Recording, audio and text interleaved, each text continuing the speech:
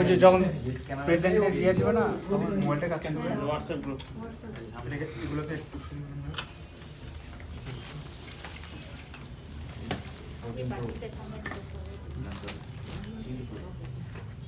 আমাদের তো ই করলেন ওভারলোড করে যে আমরা প্রথম বিষয়গুলো কিছু বুঝলাম না প্রথমে আমরা দেশকে প্রথম ক্লাস ছিল না মানে আমাদের আমরা ক্রস করে গেলাম না প্রথম দিন এগুলো এখন কি করতে হবে?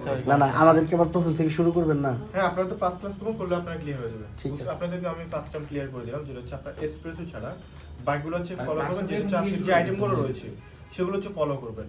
কারণ ফার্স্ট ক্লাস হচ্ছে আপনার অনেকগুলো টপিক আছে, বেসিক থিওরি থেকে শুরু করে।